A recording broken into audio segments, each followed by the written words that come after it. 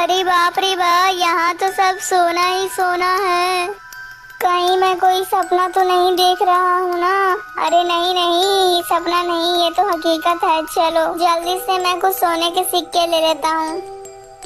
इतना बोलकर वो कुछ सोना अपने पोटली में रखने लगता है।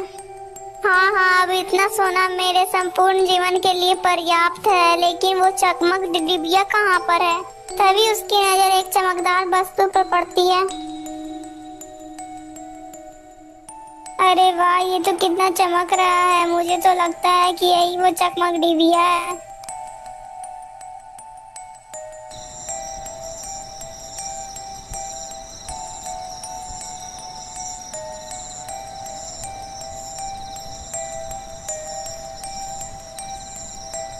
आखिर वो जादूगरनी इस डिबिया का क्या करेगी? वैसे भी मुझे क्या है, वो कुछ भी करे इस डिबिया का। अब तो मैं कितना अमीर बन चुका हूँ। चलो अब मैं इस पेड़ से बाहर निकल जाता हूँ। इतना कहकर मोहन उस जादुई बोतल की ढक्कन को खोलकर उसकी जादुई औषधि को अपने शरीर के ऊपर डालता है।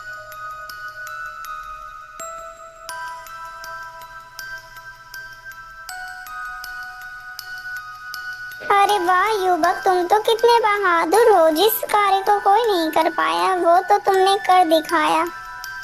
लाओ लाओ, अब जल्दी से मुझे ये चकमक डिबिया दे दो। इतना कहकर वो जादूगरनी उस चकमक डिबिया को ले लेती है।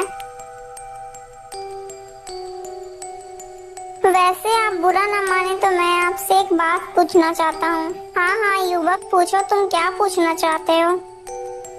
वो मैं ये पूछना चाहता हूँ कि आखिर क्या है इस डिबिया में कि आपने इस डिबिया को ही चुना?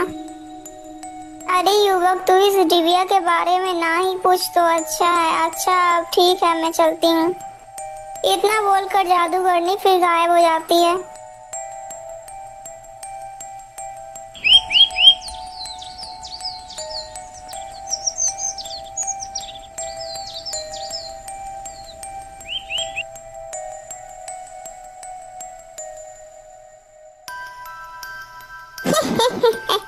अरे दुष्ट राजा, तुमने मुझे इस राज्य से बाहर निकाला था ना। देख, मैं फिर से आ गई। अब तू मेरा कुछ भी नहीं बिगाड़ पाएगा।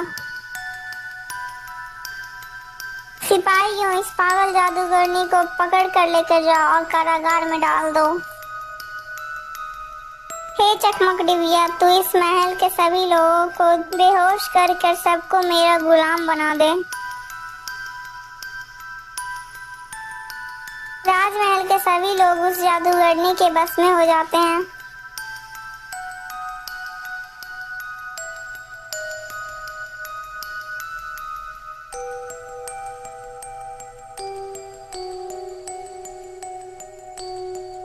आज से मैं हूँ इस राज्य की राजकुमारी और सारे लोग मेरे मुताबिक ही काम किया करेंगे अब।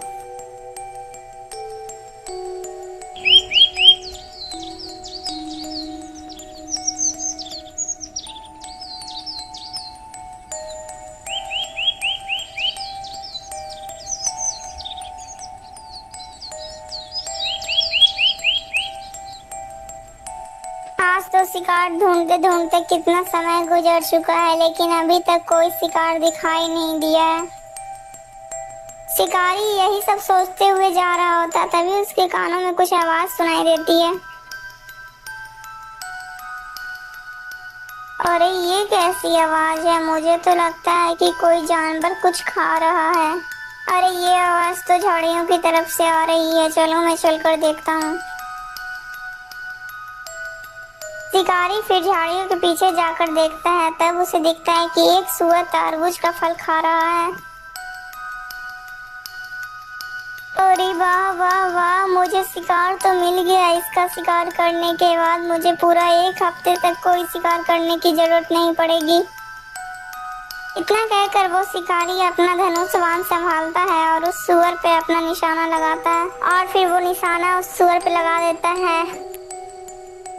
तीर जाकर सूअर के सर के पास लगता है।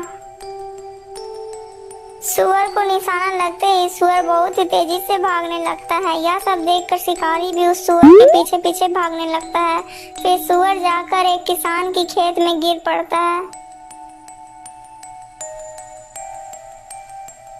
दोस्तों अगर आपको ये कहानी अच्छी लगी है दोस्तों तो कृपया कर इस कहानी को एक लाइक करके चैनल को सब्सक्राइब कर दीजिएगा दोस्तों। दोस्तों इस कहानी का पार्ट 1 और पार्ट 2 हमारे चैनल में दे दिया गया है दोस्तों, तो कृपया कर इसका पार्ट 1 और पार्ट 2 हमारे चैनल में आकर जरूर देखिएगा दोस्तों। दोस्तों आपको क्या लगता है, क्या शिकारी को सुअर का शिकार करना चाहिए था या नहीं? यदि आप लोग इस बात से सहमत हैं तो कमेंट जरूर कीजिएगा दोस्तों। दोस्तों इस कहानी का पार्ट 4 भी जल्दी आएगा दोस्तों, इसीलिए आप लोग हमारे चैनल के साथ जुड़े रहिए ताकि इसका पार्ट 4 भी आप लोग जल्दी देख पाएं।